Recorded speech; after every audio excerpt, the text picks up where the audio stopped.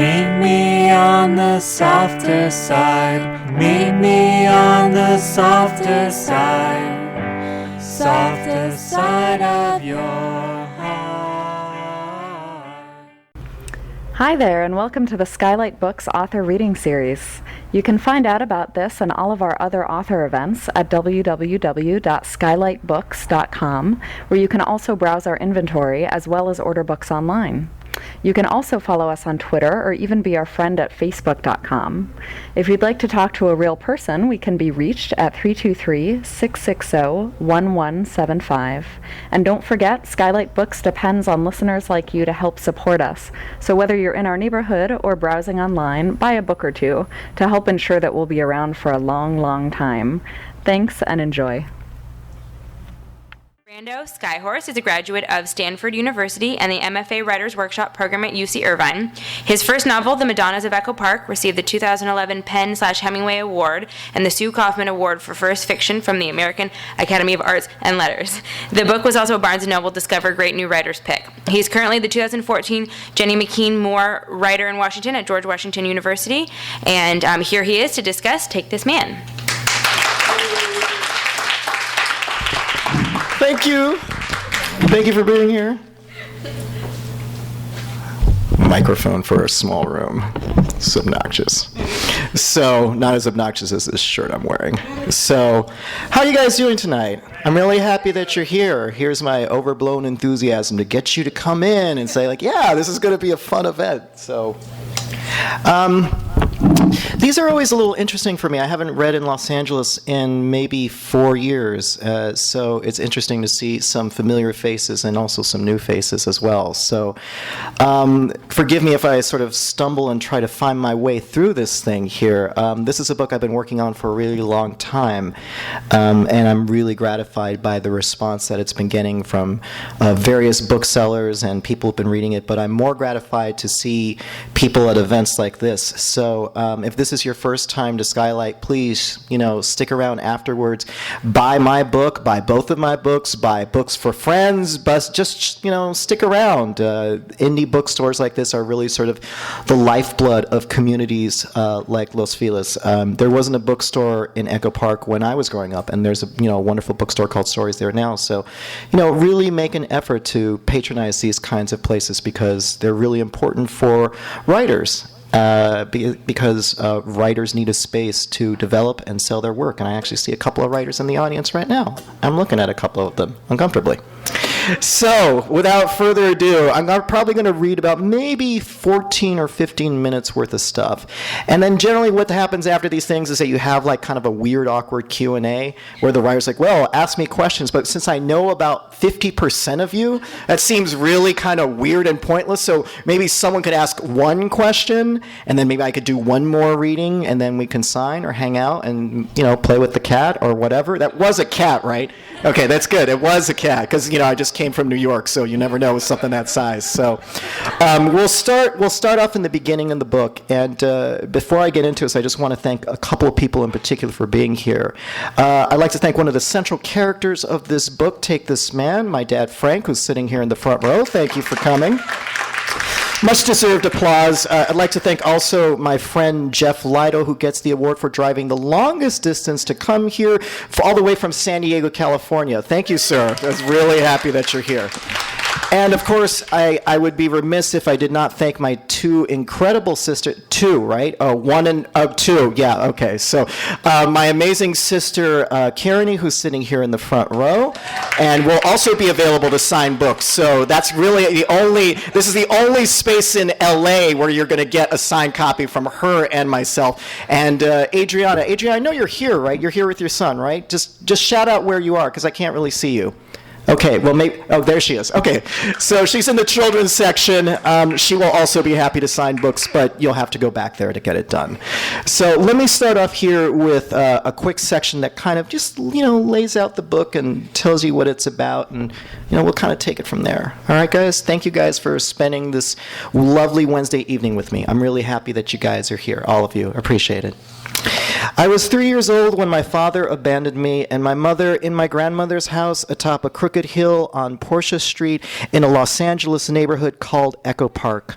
My mother, Maria Teresa, a Mexican who wanted to be an American Indian, transformed me into Brando Skyhorse, a full-blooded American Indian brave. I became the son of Paul Skyhorse Johnson, an American Indian activist incarcerated for armed robbery, whom my mother met through the mail. She became Running Deer Skyhorse, a full-blooded squaw who traded in her most common of Mexican names for the most stereotypical of Indian ones. My mother was mesmerizing and could make crazy schemes and lies sound honest and electric. Her deception was so good or so obvious, she fooled each of her 5 husbands, our neighbors, her friends, my elementary school vice principal, even me. I lived most of my childhood without knowing who I really was. All I knew was the power in my own name. Brando Skyhorse, that's beautiful. My biological father, Candido Ulloa, was replaced by a chain of boyfriends and 5 fathers, one new dad about every 3 years.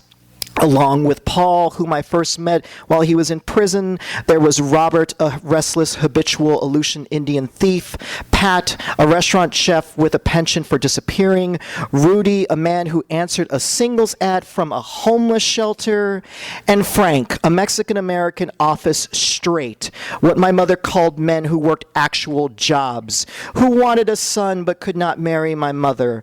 The only way to keep them straight was to imagine what actors would play them in a movie made from my life. Paul Skyhorse Johnson, Will Sampson, the American Indian chief from One Flew Over the Cuckoo's Nest.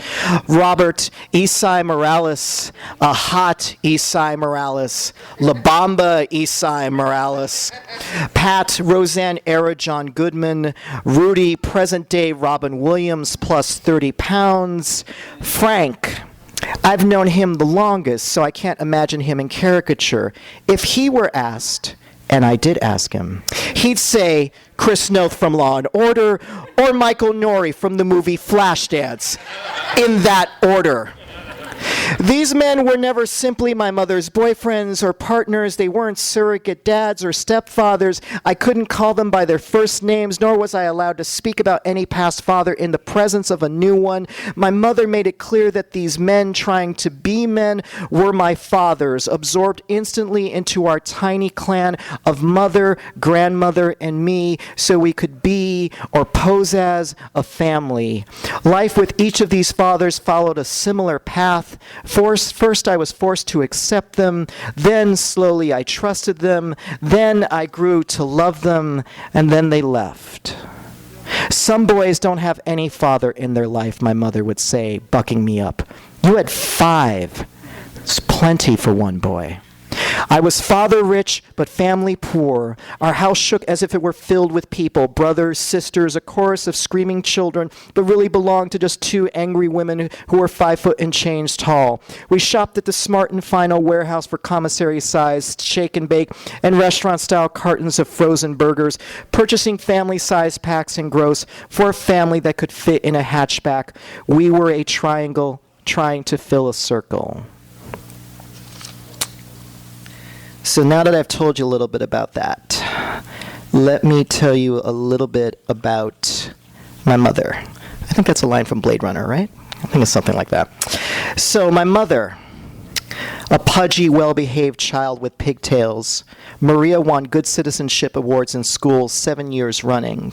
She was a good girl at home, too, and couldn't understand why her mother would sometimes, while combing Maria's long, tangled hair, would lose her patience and strike her back with a wooden brush. Maria turned to her collection of ceramic statues of Catholic saints for answers, but they kept quiet. When June threatened to kick my teenage mother out of the house, Maria smashed her saints to pieces and tossed them into a garbage bag. It would not be the last time my mother cleaned up her past this way and erased any trace of something to which she'd been so devoted. Maria stopped being a good girl at Belmont High School. She had either on a dare or through intimidation joined a street gang and became a chola. They're a teeny bopper gang, my grandmother June scoffed. They don't even use knives. The experience was scary enough, though, to get June and Emilio, my grandfather, to transfer my mother to Hollywood Professional, an all-grades private school on Hollywood Boulevard that in 1963 cost $300 a semester. A half-hour bus ride from Echo Park, the school was for kids who needed classes arranged around a budding musician's or actor's schedule. At Hollywood Professional, Maria was free to wear her long, dyed blood-red hair beehive high. She showed off her dark skin in tight black dresses and spoke what little Spanish June had taught her to attract the white boys. She wanted to be new, dangerous, and sexy, everything she had never been and could never be in Echo Park. Here, my mother would come to understand the power of being exotic, the power of being the other. She refused a small role in Spartacus offered by a casting agent who hung out at the school. She met Dennis Wilson of the Beach Boys, high on coke and drunk all the time, doing his best to transform his drug-addled palsy into charm as he played with her hair during study period, called her baby, and said he'd ask his brother Brian to write a song for her.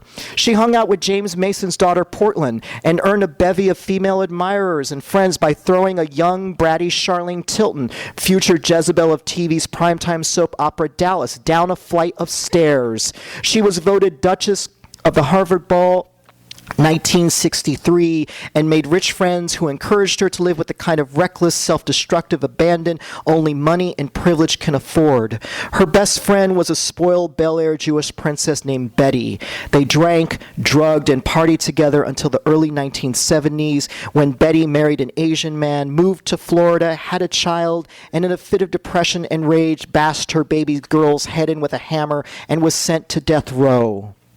After Hollywood Professional, my mother had fallen in love with a sandy-haired blonde named Mike and gave birth to 2 children before me, both of whom had befallen their own separate, inconceivable tragedies. A son named Shane, who in his black and white photograph looked like a porcelain doll with onyx marbles for eyes, had a congenital heart defect, a hole in his heart which my mother instinctively knew was there, but that an unsympathetic hospital staff ignored, claimed his life at 3. My mother's snow-white, blue-eyed, blonde daughter, Janine Deborah Patterson, had been kidnapped, also at 3, by a jealous babysitter and disappeared. The police scoffed at my mother's claims to the Caucasian baby, letting crucial time lapse after Janine's abduction. In a grainy color photograph taken in our house's backyard in the 1970s, my mother holds Janine, dressed in a pink jumper, high in her arms, the one piece of evidence that my mother had given birth to a beautiful girl that nobody believed was hers. What else didn't people believe? I mean, how much of this was true? Spartacus had been in theaters for 3 years when my mother transferred to Hollywood Professional. Dennis Wilson never went there, though his younger, shyer brother Carl Wilson did, to escape ravenous fans at Hawthorne High. Portland Mason and Charlene Tilton, who went to Hollywood High School several years later, aren't noted among Hollywood Professional's illustrious alumni. There were no women on Florida's death row at the time my mother claimed that Betty was there.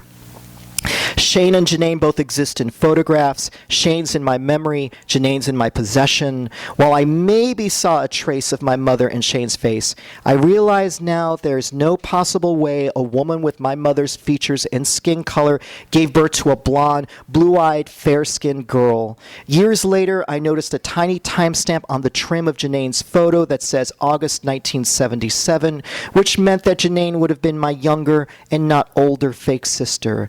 Yet for years, these children were resurrected whenever I misbehaved, a make-believe sister and brother to go with my make-believe father and ethnicity, who met horrible make-believe ends. My mother had so much pain to share that she had to invent people to hurt. Yet in every lie she told, she always made sure to give something back to you. It could be a Weight Watchers meeting where she claimed a ribbon for losing 50 pounds after submitting a falsified weight loss card. Then she'd hit another meeting at another Weight Watchers branch later in the week, claiming the same weight loss ribbon twice. She lost all that weight in 6 weeks, someone whispered. She looks great. If I can do it, she told a rapt group of hopeful women, you can do it too. It could be the Overeaters Anonymous group, where she ran into John DeLorean, the disgraced auto executive who had beaten government drug trafficking charges and was at OA because he'd, quote, started eating lots of junk food during his trial, end quote, and needed to find, quote, a self-empowering Christian way to lose weight. He told his fellow OAers not to lose faith and gave my mother his business card. "Come work for me," John DeLorean said. My mother never found his card, no matter how often I asked. It could be leading a group of wide-eyed pilgrims, my mother's term for whites, around a jewelry store, rubbing southwestern squash blossom necklaces and sterling silver bracelets between her fingers, using a just for white people Indian voice, a taffy pull on her slight Latina accent. She'd pronounce whether a piece of turquoise had been crafted by a real on-the-res skin. Of course, my mother had no idea which pieces were authentic, but if her details didn't add up or connect at all, you still wanted to believe her. Why? You felt privileged that someone with such an extraordinary story would choose to confide in, of all people, you. You'd forget meeting 100 people, but you'd remember meeting my mother. Her story became your story. "I can't wait to tell my friends I met an Indian," one of my mother's pilgrims told her in a sincere embrace. She rattled with the jewelry my mother helped her buy. "Thank you." "Hey," my mother would say, "at least it's never boring." I got one more section, I think, for you here. Let's see. And this is going to be a little weird to read with the sound of children laughing in the background. So let that be a warning to you. Let's see. Probably right here. "It was your idea, Brando," my mother said, "for me to become a phone sex operator." My mother, grandmother, and I were watching television in the living room. This was before my mother and I had separate TVs in our own rooms. 3 televisions for 3 people who couldn't share. On that day's Donahue, phone sex operators, women who have explicit sexual conversations with men for money. A black silhouette with crescent rolls of vertiginous hair spoke in a digitally graveled voice about the virtues of the job, working from home, lots of tax-free income, power over men. I turned to my mother and said, "You could do that." How had I, at 10 years old, become my mother's pimp? She leapt from what she called straight jobs to sex worker because she felt victimized by a series of menial office jobs, the last of which was at a recruiting office, the ironically named Manpower, where she worked as a headhunter. She quit when she was cheated out of a large commission, or to translate into what she'd call white man's words, fired for insubordination. There were few work options left to a 2-year community college graduate, an amateur unemployed paralegal via a mail-order diploma course, and a Maranello Schools of Beauty dropout. Too many fights with her customers. She replied to a tiny box ad soliciting adult phone actresses for a company called Inside Moves in Pacific Palisades. It operated like a taxi service. A client called asking for a woman with particular attributes, tall, voluptuous, redhead, and gave his credit card and callback number to a dispatcher or screener. She'd then contact one of the operators or girls on call and give her the client's request. The girl then called the client collect at the number he, almost always a he, had provided. When the call was over, the screener would charge the client's credit card based on how many minutes the call had lasted. The girl earned a percentage based on how many minutes were billed. The longer she kept the client on the phone, the more money both she and her company made. My mother gave an alias for her payroll check. Over the more than 10 years that she'd worked in the business, she'd cycle through new billing names for a host of reasons. Marriage, switching companies, remarriage, eluding obsessive clients, remarriage. She accumulated a deck of bad fake IDs to cash checks with no payroll taxes deducted that erased any trace of her Mexican ancestry and spliced together her 2 fake Indian names. Running Deer Skyhorse, Maria Running Skyhorse, Maria Running Deer, Mia Skyhorse. Mia was a favorite alias. She fanned them out like a deck of cards. "I can be anyone I want," she said. It wasn't easy at first. My mother vomited after her first several phone calls. Then she got the hang of it. After several calls experimenting with various names, ethnicities, and gradations of voice, a clear winner emerged. My mother became Cara Lee, a 23-year-old Irish grad student from Chicago. Straight sex calls, missionary, no kink, were simple. Rape, incest, molestation calls the toughest, though she could do a convincing mimic of an 8-year-old girl. Gimme a wowie pop, she'd say at the kitchen table to make me laugh, though I knew without understanding that she was never this chaste on the phone. Golden and brown shower calls, her explanations were useful verbal ammunition for the coming leap to junior high, made her laugh. Domination calls were her favorite because they didn't involve graphic sex. On an ever-expanding Rolodex, she kept a card for every man she spoke to, noting the date and length of each call, where he lived, when his birthday was, his children's names, and whether he liked to imagine Cara Lee, that is, my mother, in black stockings, or red lace panties, or crotchless. She listened to their insecurities, celebrated their triumphs, commiserated with them over life's disappointments, and acknowledged with handwritten thank you notes their gifts of flowers, chocolates, and classical music sent to her call center. Her calls could last anywhere from 10 minutes, get them off, to marathon 6-hour therapy sessions, but her therapeutic duties were always second to arousing her clients. My mother scoured pornographic magazines for sexual scenario ideas, but was too embarrassed and too tethered to her telephone to buy them. So she sent my grandmother to the neighborhood stand on the corner of Sunset and Echo Park Avenue. Hola, how are you, Julio? My grandmother would say. Oh, ¿cómo estás, abuelita? Everything good? Bien, bien, busy. What have you got today? She'd ask. Got the new penthouse form you wanted, Julio said, all business. My mother got her best ideas from forms. How about, my grandmother said, putting on her bifocal reading glasses and looking at a list? Jugs and high society. Next week. Then give me the form of Reader's Digest and an Ellery Queen. I need my mysteries, my grandmother said. Oh, and don't forget the new Hustler.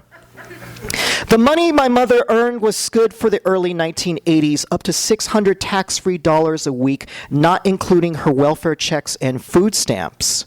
With our new fortunes came a cornucopia of constipating middle-class American comforts: hamburger helper, Spam, Hormel chili, shake and baked chicken, Hungry Man frozen dinners.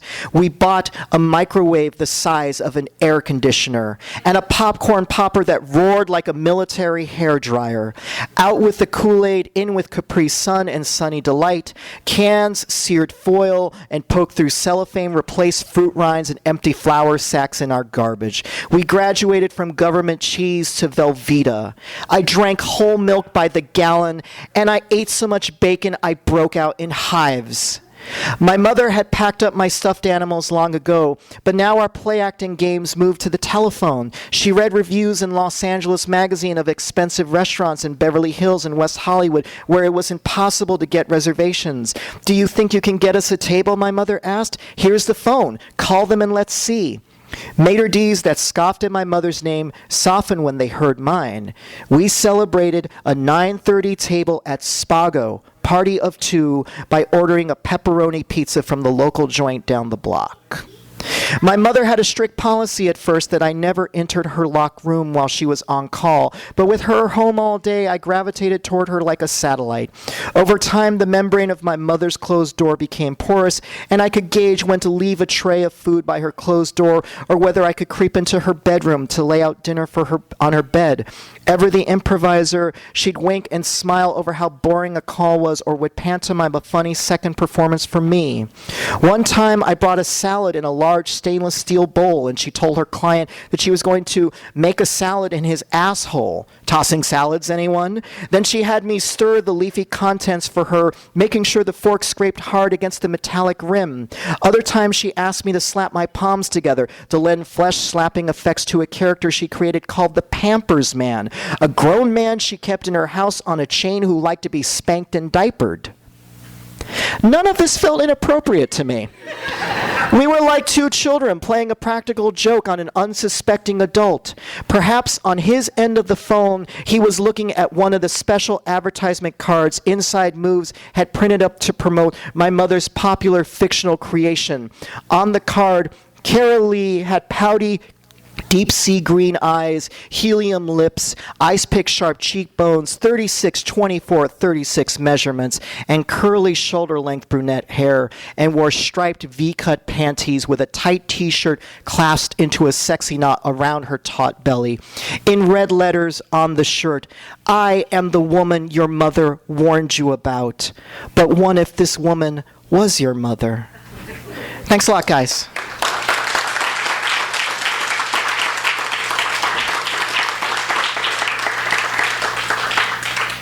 So that wasn't too bad, right?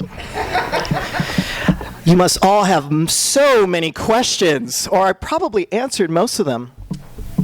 Do we have to do this? Does anybody have a question? I'm happy to answer them, but like I said, I know most of you here, so you can just sort of like not polite. Oh, thank you. God bless. Hello. Mm-hmm. First of all, when I read the book, none of that was funny. Uh-oh. Whoops. Not hilarious, but I was just so blown away by it. But my question is, now that the book is Shut out, up. you're so incredibly honest, and you disclose so much. Do you ever regret it? Do I ever regret disclosing this much? No. No, not really. I mean, it was something that I had to do. And my hope was that by doing it, other people might get something out of it, something valuable and meaningful. Because there were many, many times in my life where I just was really kind of going out of my mind. And people turn to different things for different, sort of pleasures and such. Some people turn to music, drugs, alcohol, or whatever, and I would always turn to books. They were the one thing that kind of kept my sanity and kept me from going just out of my mind. I assume there are a few of you out here in this audience that feel the same way. And I wanted a book on the shelf that I wanted back, when I was in high school. This is the book I wanted. Because I knew something intuitively was wrong, but I couldn't really put my finger on it. And the only way I think to do a book like this is to be completely honest and truthful. I don't think there's any other way. I think anybody would be able to spot a fake. Not that they could do it with my mother, but readers can spot a fake. So that's what's been really gratifying. Is doing this and talking to people and hearing the responses that I've been getting from readers in return. I'm sorry it wasn't funny when you were reading it. I mean that sincerely, because the last thing I wanted to do was to write a sort of grim catalog of, and then this happened, and blah, blah, blah. I mean, yeah, like a lot of crazy stuff happened, but there has to be some sort of point. And I hope that by the time you got to the end of the book, you understood what the point was. I hope. But, yeah, so is there anything else, or should I read like one more little closing thing to kind of send you off home, or does that sound good? Are you still in therapy? No. I have my father here with me now, so he gets to hear all of my craziness. Oh, yes, sir. Hello.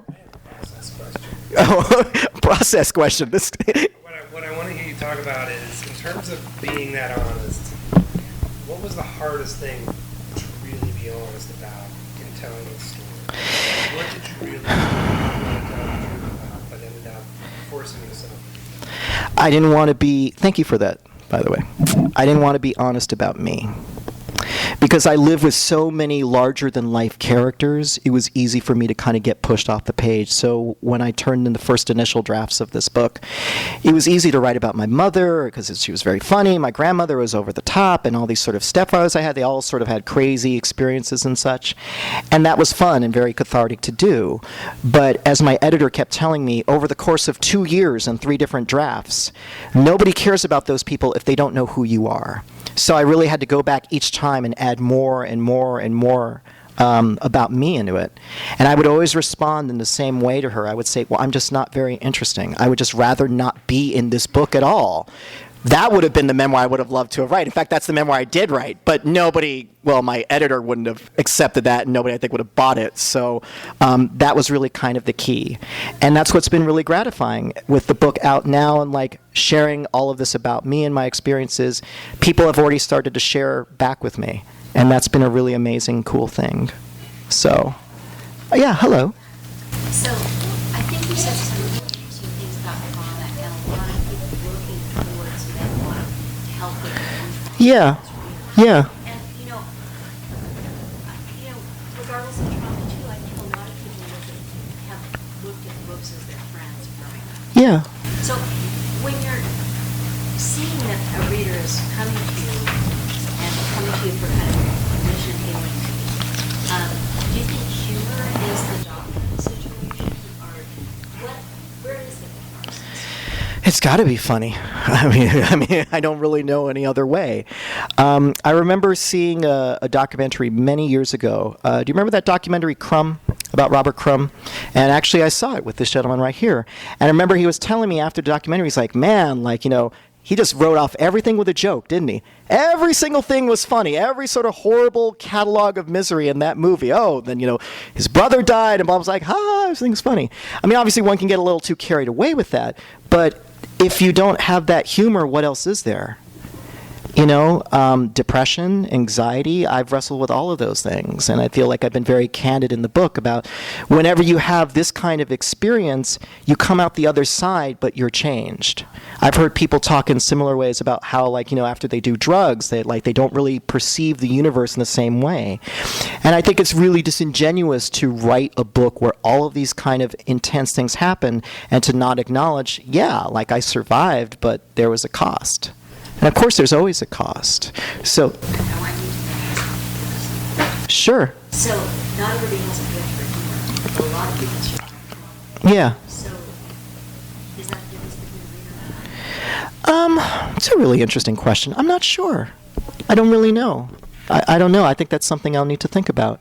As someone who loves humor, I see it as a gift. Do you see humor that way? Yeah, I do. I really see it as sort of like a sort of close to grace, but I'm not really very funny. So, that's, no, I'm not, it's not meant to be funny. I'm not a funny guy. It's taken me a lot of time to come to grips with, this story being, oh, yeah, it was kind of funny. I mean, even now, sort of recounting these stories about my mother, every time I come to town and I hang out with Frank, we talk about the things that happen and some of the crazy stuff that, my mother did. We laugh about it. We'll just sit in the car, driving up and down L.A., just laughing our asses about it, because it's funny. It's a woman who pretended to be American Indian, it was a phone sex opera, 5 minutes. Come on, that's funny. But when you're doing it, when you're living it, it's not funny at all. So it's about having that distance, I think, and having enough grace in yourself to see the absurdity of it, and not taking yourself too seriously. I've met a lot of people, both writers and non-writers, who take themselves way too seriously, and I always try to remind myself not to do that. And it can be very hard because I live in New York, because there are a lot of people who take themselves very seriously. Yeah, you know exactly what I'm talking about. So that's kind of where I'm coming from. It's maybe perhaps kind of reflexive. Maybe it's a sort of an attempt to deflect, but I have to protect myself at a certain point. And so, yeah, sure, no, of course. Yeah. Sure. So what do you have to say about those people who don't come out? What is that trips up there? I don't know. I don't really know. I mean, that's a really astute question.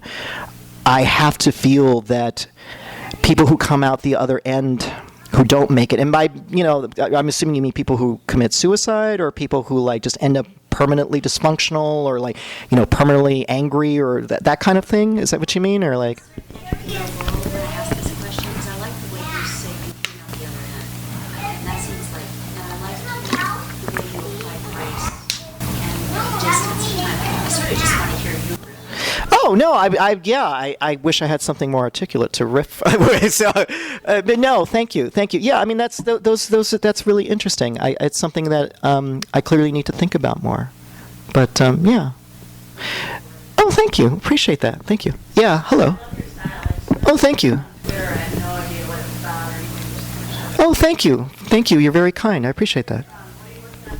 I'm working on a novel. I have one of 3 different ideas, and I'm doing a novel, my first novel, which is available for purchase here, up at the counter, The Madonnas of Echo Park, shameless plug. I originally wrote fiction. That's what I like doing, and that's because fiction is easy. You can just make things up, and you can write all the wrongs in the world. And this book was incredibly hard because I basically had to start with all of these sort of pieces in the jigsaw puzzle, but huge blocks of the piece of the puzzle were missing, and also pieces from other puzzles were in the same box. So I had to try to assemble something that was sort of coherent and made sense. So I'm really eager to get back to fiction because that's easy for me.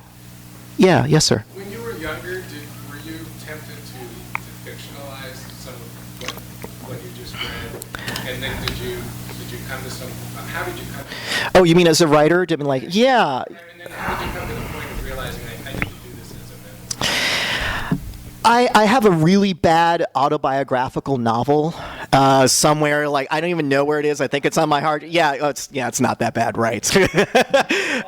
It's really, really bad. I think it was like, if you guys know the movie Sideways, remember the novel in that book, The Day After Tomorrow? Like it's two like shoebox full like of pages. That was my novel. I mean, I think at some point it was literally 800 pages, and almost all of it was terrible. And I realized that the reason it wasn't working is because I was trying to impose some sort of order on it, and fiction doesn't really work that way.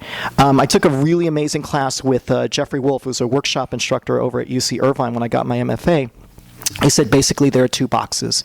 There's the fiction box, and that's basically where you put all the things that you would like to be, you'd like to come true. That goes there. And then there's the stuff you're just stuck with. That's all your baggage. That's all the stuff that you can't get rid of no matter how hard you try. That goes in the nonfiction box. And it took me a really long time to kind of come to some sort of realization that that system really made a lot of sense for me, because it didn't initially.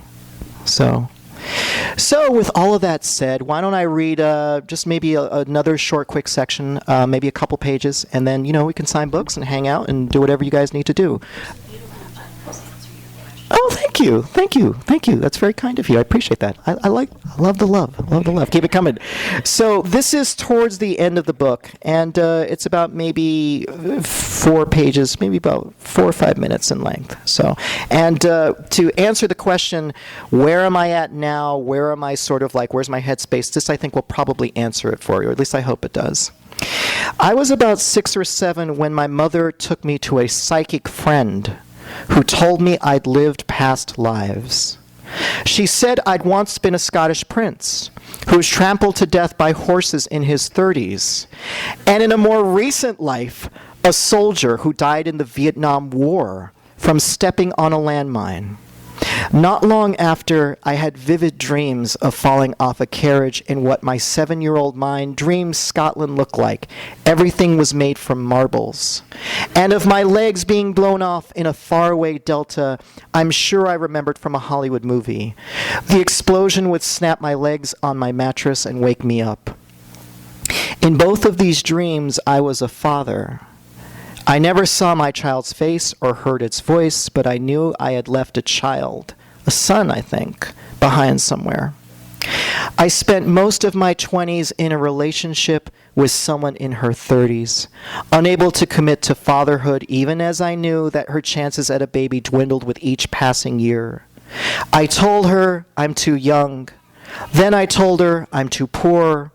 When I got to my 30s and told her I'm too crazy, she said, "You're right," and had a child with someone else. I never had any doubt she'd become the great mother she is today, but I wonder still, could I be a good father? It's presumptuous to assume I'll be a father at all. I'm 40 years old and childless. Part of me waited this long because I knew I was an unstable man who would make an unstable father. I didn't want to pass on my depression to my children genetically or by example. And how could I take care of a child when I had no model for what a good father was? Remembering my fathers individually, they lied, drank, cheated, stole, and abandoned their loved ones. I know I can claim no moral high ground with them. These are the people who taught me. I've cheated on lovers, stolen people's time, and abandoned friends. I lied for years about who I was and made up stories in college about a thuggish life in an inner city jungle that was never really that rough. My own brief sojourn into storytelling, inventing a life as a Sunset Strip club kid, seeing someone shot in the head at point-blank range, always rang out like the bullshit it was. Succumbing to my mother's myth-making made me realize that every storyteller needs more than good stories. He needs to understand why he's telling the story he tells. Narrative is breath. My mother lied in her stories for the same reason I've told the truth in this one. From the breath my grandmother gave me to the breath it takes for you to read this sentence, stories sustain us. They carry us through the lives we convince ourselves we can't escape to get to the lives we ought or need to live instead. They create out of endless chaos a beginning, a middle, and an end. It took the writing of this book, which I've been thinking about for almost 20 years, to understand what made my mother tell such incredible tales. Stories can help you survive. They can transform your life. They can transform you from where you are into wherever you want to be. My mother turned her cage of a bedroom into a castle. Her prison became a launch pad for escape into a whole new identity. Perhaps that's why my mother was such a fan of killing herself off in her stories. She revealed that her brain tumor had taken one last fatal turn for the worst, and with time so short, revel in the temporary attention I gave her over and over again. Whenever I hear that someone dying of an incurable disease has tricked an always disbelieving public through a fake Facebook profile, I sigh and think, Mom? But I understand. Strangely, so do others. I talk about my mother often when I give class talks about my first novel, The Madonnas of Echo Park, which is set in the largely Mexican-American neighborhood, pending gentrification, of Echo Park. How is it that someone with the most American Indian of names came to write a story set among Mexicans? It's impossible to talk about that book without telling my and my mother's stories.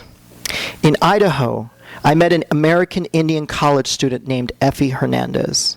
I'd never told my story to an Indian before. Here, at last, I thought was my reckoning. I'd have to pay for all of the attention and special treatment my name had given me. It was my turn to stay silent and absorb someone's rightful anger for appropriating a name, a culture, a people. After a thorough grilling during the class, Effie approached me afterward.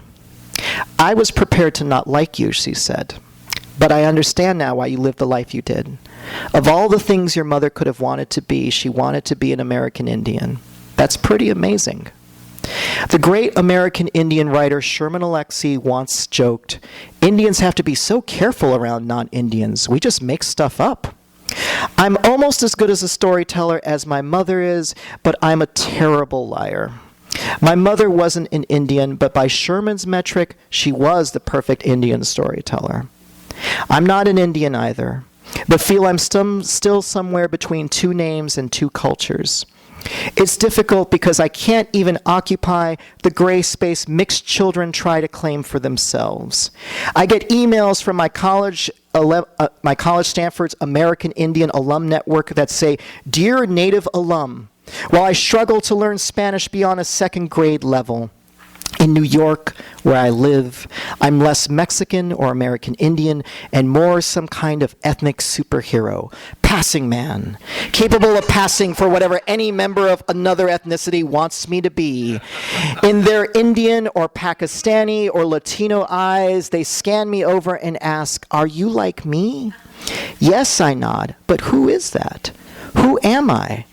I've been mistaken for Turkish, Pakistani, Indian American, Sri Lankan, Persian, Afghani, Egyptian, and a dozen other ethnicities. Each man, for it is usually a man who mistakes me as one of his own, says, Oh, you'd be right at home in my country.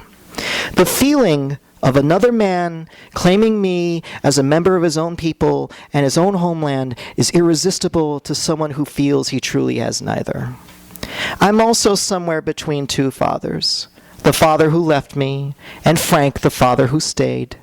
He tried to raise me in between all the men my mother married. I'm no longer a boy who needs to wait under a gauzy streetlight on a curb outside a bar, or hide in the backseat of a car for a father to take me home. Two fathers are already there waiting for me. One has something I want. The other has something I need. I can't decide which father is which. When I dream of my own children, there's a fiery rose-cheeked daughter named Nova, or a son who's still nameless because it took so long for me to find my own name. In my dreams, I sing to my children in a golden lullaby, I am your father. I will teach you every day what every father I was lucky enough to have taught me. I will put your needs first, above my fear, anxiety, and depression, and you will help me appreciate chaos more than I did when I was a child. I will strive to be perfect and fall far short. I will fail you. I will embarrass you. I will be frustrated with you for petty reasons that will later make me ashamed. I will expose you to, I hope, limited levels of familial insanity. I will be there for you every day of my whole life. I hear my mother saying, like at the end of a movie when the credits begin to roll, do you think Brando makes it? Of all the things the men I call my fathers taught me, the lesson that matters most is spoken together in 6 different voices. Sometimes it is enough to survive. And when I am a father at last, I want to gather the men who fathered me over a large family-style dinner that is a physical impossibility except in my dreams. After a few drinks, our memories would recede like the tide, and the day-to-day lives we lead would spill out in all their banal glory, and we'd laugh at how ordinary our days have become. And aren't we grateful for that type of steadiness in our lives now? A chorus of 6 men calling me son might sound ludicrous to you, but to me it's the sound of survival.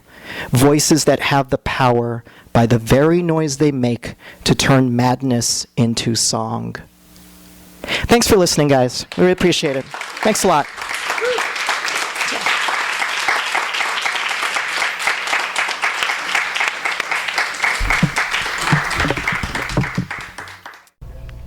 You've been listening to the Skylight Books author reading series. Don't forget that you can check out this and all of our other great podcasts at www.skylightbooks.com. Today's music was provided by Fragile Gang. You can check them out at MySpace, Facebook, and the iTunes Music Store. Thanks for stopping by, and we hope to see you soon.